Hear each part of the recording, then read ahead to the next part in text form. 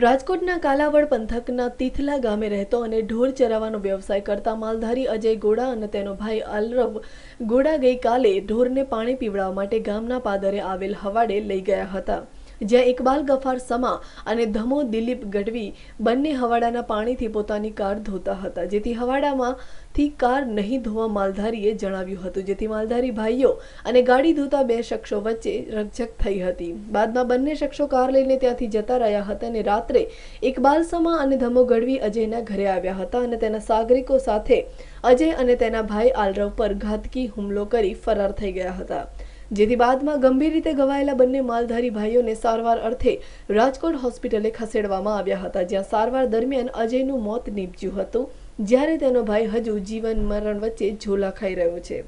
આખી ઘટના વૈતની એમાં સાહેબ અમારા ભાઈઓ પશુઓને પાણી પીવડાવવા માટે હવેડામાં જતા, આ બે સંસ્થોની હાજર હતા ને એનું 4 વ્હીલ ધોતા હતા પાણીથી હવેડામાંથી।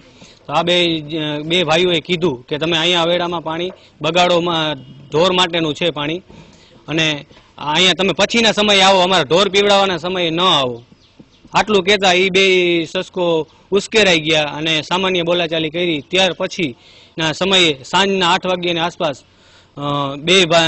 બે જણા એના સાગરીતોને બોલાવી અને બે ભાઈઓ હારે ઝપાઝપી કરેલી। સામેવાળા વ્યક્તિ ઇકબાલભાઈ ગફરભાઈ સમા, ધમાભાઈ દિલીપભાઈ ગઢવી, અને આ મરનાર વ્યક્તિ છે અજયભાઈ દેવુભાઈ ઘોડા અને એના નાના ભાઈ ગંભીર ઇજાગ્રસ્ત છે આલરવભાઈ દેવુભાઈ ઘોડા।